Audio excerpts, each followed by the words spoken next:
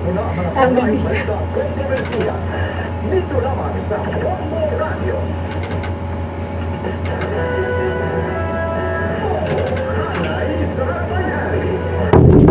Oras na po sa bilog na Pilipinas sa 28 minutos sa makalihis na alauna sa pagkahapon.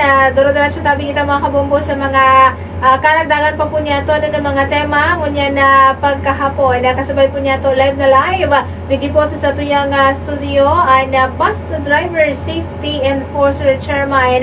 Walang iba si Sir Ronel Nebres. At may good news kita next week.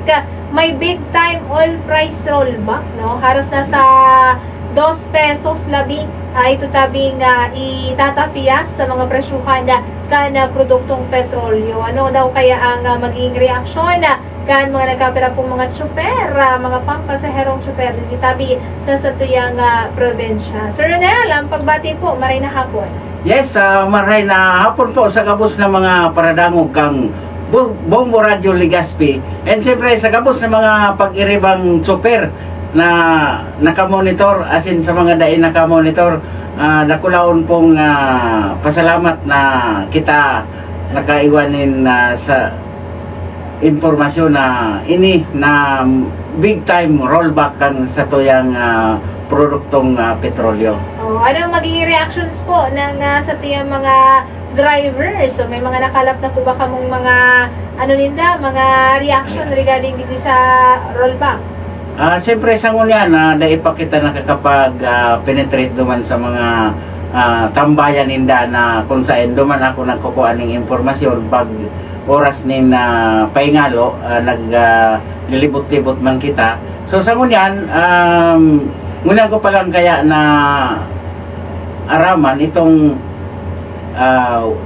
big time rollback, kaya dahil pa kita nakakapag kumapot duman sa mga pag-iriba. Pero para sa sakoyang sa diring reaksyon, siyempre maugma na medyo matatapyasan naman. So sa mo yung araw daw na pinagagastos digdi sa pagbiyahe, iyon na nga nining diesel na almost siyempre kung 2 pesos, kasi yung diesel 190 to 210 yung itatapya. So sa 20 liters na pinagkukonsumo, mababawasan in almost 40 pesos ang sa mo yung gagastuson na pwede nang mapaduman sa ibang gastusan sa samoyang pangangaipo.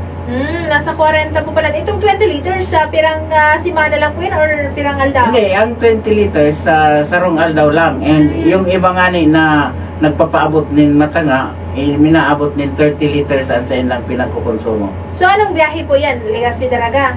Legazpi Pulangi. Sa Legazpi Daraga po, 18 to 20 liters din ang pinagkukonsumo dyan sa maghapon.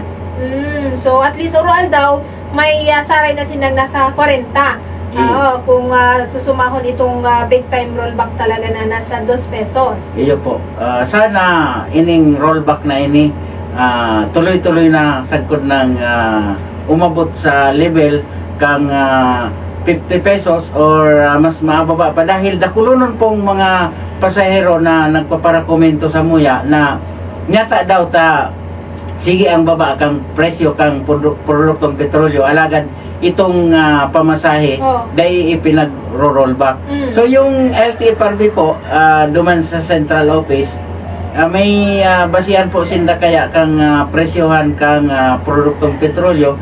Ini nga ni na ipigpanuga sa muya dati na pag-abot kay ito kang 50 pesos per liter nung hali baga sa 30 per liter nung after pandemic.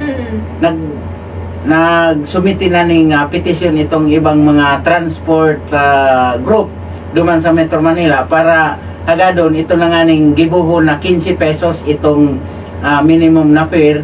Alagad ang inot nilang itinao, uminabot na kami kay ito sa 70 pesos per liter. Nagtao lang sila ning provision na 1 peso, naging 11 pesos baga yung minimum.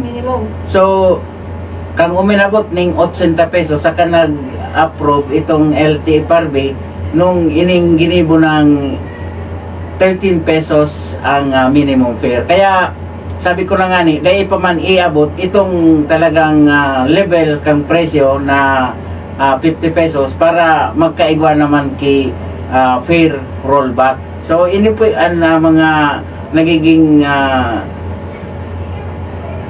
komento man kang mga pasahero. Pag 50 pesos na yung kada litro, posibleng magbabalik sa sa Jess ni ang minimum na pamasahe. Data pa aram kung may petisyon man itong mga commuters, may grupo man bogay yung mga commuters duman sa Metro Manila na sindaman ang nagbabantay kang mga nagiging pamasahe sa pampublikong lunadan.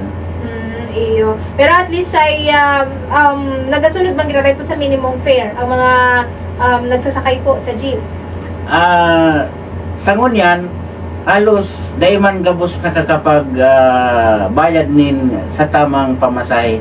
Almost 50% lang itong bayad ning kompleto, as in itong almost 30% nagbabayad ki 12 pesos, and yung mga 20% na ito na nga ning minsan naridagit itong ibang mga driver na minatao kang sa indang pamasahe bago magbaba. Pagkataonin na kang pamasahe, mababa na 10 pesos lang ang ititao. Oo. Lalo sa estudyante talagang dapat 11 pesos. Hindi, sa estudyante talaga, automatic na yan. 10 or 11. 10 Kasi or 11. between ang kakaluwasan po kaya kang 20%. 20% is 10.40.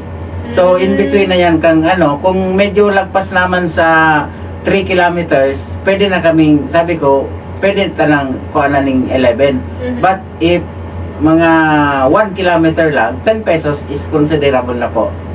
Kaya ay, may mga nailing magiray kita na 10 pesos nagtataraw magiray po sa ito. Bigyan ako magiray kang mga driver. Iyo po, maski na nga ni itong mga regular passenger, itong mga dyan lang nga sa inutan. So, kami kaya, dakulao ng samuyang konsiderasyon sa mga pasahero.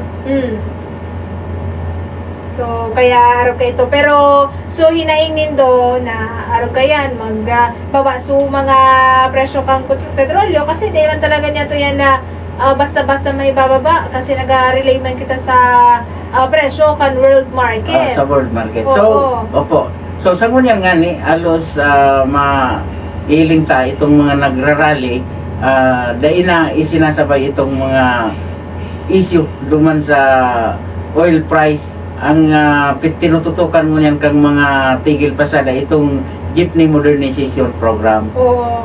So, lalo lang niya na talagang dawa suspender na sa Senado na si pag-implementar kay ni, pero nanhindugan magraray na sa tuyang gobyerno na idadagos ini pong PUV Modernization Program. So, yun na nga ni po ito na sinabi na ni President Bongbong Marcos na almost 7 times nang naon siya ining pag-utob kay ining Jeepney Modernization Program. Alagad, sa Samuya, para sa Samuya, bako pa ready talaga.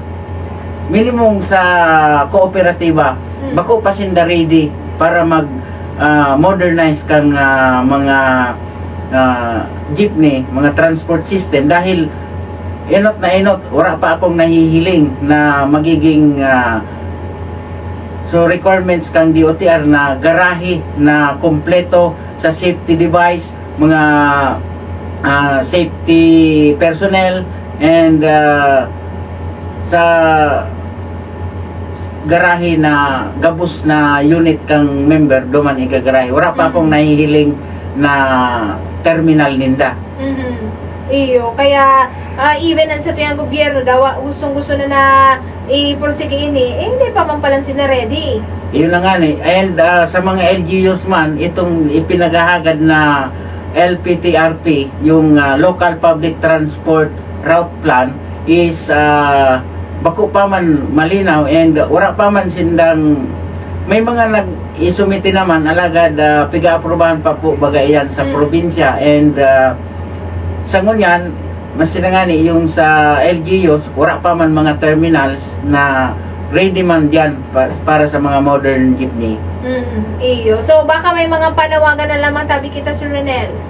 Yes, panawagan ko mang giraray sa gabos na mga jeepney driver na since na ining kinakampang tang mga nagiging problema, enot na enot yung sa produktong petrolyo, ngunyan medyo malaluwag-luwagan kita.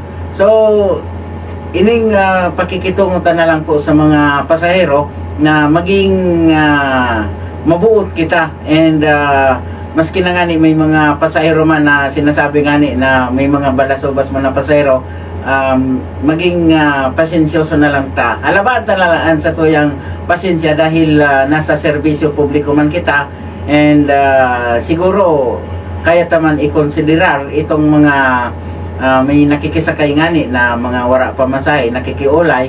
Basta pangapunan ko man sa mga pasahero, kung halimbawa kamo kulang an sa indok pamasahe and wara kamo pamasahe, kaurunon lang nindo ang driver nin matanos, matugot yan ta matugot. And kung may mga nag-rejection man sa indo, try sa ibang driver. So, day yan mawara na mapaunra sa indo kang sa indong pakiulay. Ayun na. Sige, ano. So, thank you so much, Sir Renel, sa imo tabing mga reactions ng Bus Driver Safety Enforcer Chairman. At sa Lunes, abangan tayong announcement kayo mga oil companies, no? Sinda po ang mapaluwas kayo at mga presyuhan sa Lunes, and implementasyon na sa Martes ang big time oil price rollback. Sige, Diyos mabalos. Thank you so much po. Nagatuloyan mga kabombo sa oras na 40 minutos sa pumakalihis ang alauna sa pagkahapon. Okay na, sir. Thank you so much. Hi. And,